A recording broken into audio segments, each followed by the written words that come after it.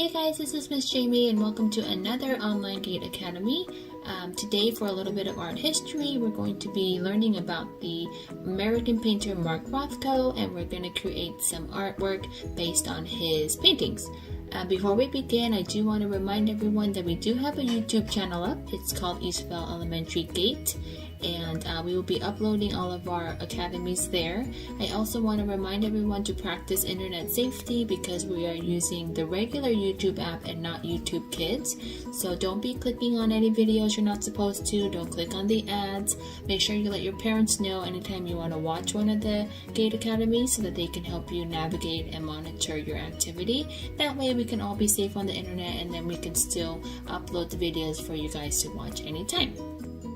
So today we're going to study about the painter Mark Rothko, and he was actually born in Russia in 1903, but he and his family immigrated to America when he was a child. So he's considered an American painter just because he had his career and success while he was in America. And he's what they call an abstract expressionist, and the word abstract, if you guys remember, just means any type of art that doesn't have a recognizable image or form. Okay, so abstract art is mostly color and shapes. It's inspired and imagined from reality, but it's not like an actual painting of a tree or a person. It's whatever the artist was inspired by or imagined from those things. Okay, Rothko was also a true believer that art is an expression of emotion and feeling, and that's where the expressionist part of the title comes from. So he's an abstract expressionist painter, a painter who used color and shapes to express his emotions and feelings. All right, so I'm going to show you some examples here of his work. And if you see here, let me see. If you see here, all of these ones, they're just colors. They're just different colors, different layers of colors, different types of colors. And he didn't paint like actual images of like the sun or the ocean or trees or anything, but he just used colors to express how he was feeling, to express some thought. Okay? And that's what he did here.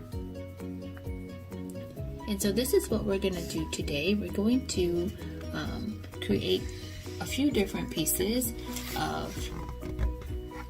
that represent how we feel. Okay, so I want you guys to think of some of the emotions that have been going through your mind lately.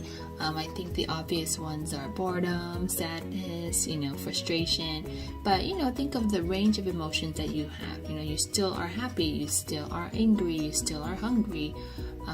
There's still moments of peace. So I want you guys to think of all of those feelings, and then think of a color that you want to represent that feeling. Okay, so for example, for me, when I think of happiness, I think pink, I think yellow, right? When I think of anger, I actually think of red or black.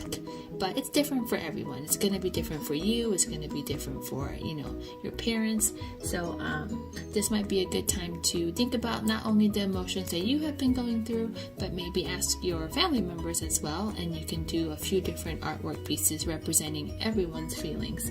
I'm going to show you some of the ones that I did with my family. So my daughter Abby did this one. I asked her what color she feels represents happy, and this is what she chose, and this is very accurate of how she is every day. She's very bright, she's very fun, she's very happy, and she's also kind of wild and all over the place, which I think this piece really does accurately represent. My older daughter, Catherine, is a lot more serious. She's a lot more thoughtful, and she's still kind of upset and sad about not being able to go to school. So she chose mostly gray and dark red to show those, but she also did put a little bit of yellow to show that every once in a while she's still happy, which I guess is good, right? This one is mine, and I wanted to actually show the progression of my emotions throughout the month. So in the beginning, I started out, sad and frustrated, but as the month went on and I found new things to do, new fun things to do, and I got more used to my life, my feelings changed, and now I'm pretty happy every day. and I'm happy that I could still connect with you guys through these videos. And so this is like the progression of my emotion every day, okay, or throughout the month. So I want you guys to think of the emotions that you've been feeling, and I want you guys to paint using the colors that you feel represent those feelings. So the things that you're going to need today for our project are, you're going to need different sizes of cardboard, rectangles, and squares. So the only rule, I guess I would say, in this project is you can only use rectangles and squares, and you can only paint with the colors. So don't paint shapes. So don't paint a sun, don't paint a heart, don't paint a smiley face. Only use the colors to express how you've been feeling. I know a lot of us have been shopping a lot on Amazon and online, so you guys probably have a lot of boxes lying around. So ask your parents if you can cut some up. Maybe ask them to cut it for you if you are not allowed to use scissors. You got to be safe always. So ask them to cut you different sizes of rectangles and squares. You can do big ones and little ones, and then you're going to paint them with the colors that you choose, okay? So when you're using the cardboard, the best paint to use is called acrylic paint, okay? And acrylic paint is thicker and the colors are more vibrant and more thick, so it'll show up the best on the cardboard. If you don't have acrylic paint and you only have watercolor, or you only have like the Crayola paint, you can do this project with just plain paper as well. You just won't get as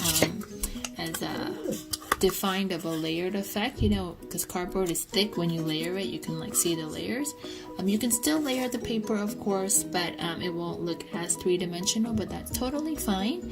So you can cut your paper in different rectangle and square shapes, and you can use the watercolor or the tempera paints on the paper.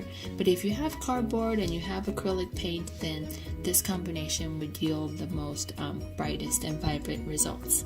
Alright, so I want you guys to have a lot of fun with this, be creative, which I know you guys will be, and really think about the colors that you feel will represent your emotions. And I think it might be interesting to see how other people view the paintings that you create as well, because like I said, when I look at a painting, I might feel happiness, but when you look at the same painting, you might feel the opposite way. So when you guys send your pictures and videos to Miss Hueza, we can see like your gallery of emotions, and I think that'll be really great. Okay, alright then, I really miss you guys, but I'm so glad I can connect with you in this way, and hopefully we can continue to have a lot more fun Gate Academies. Alright, bye!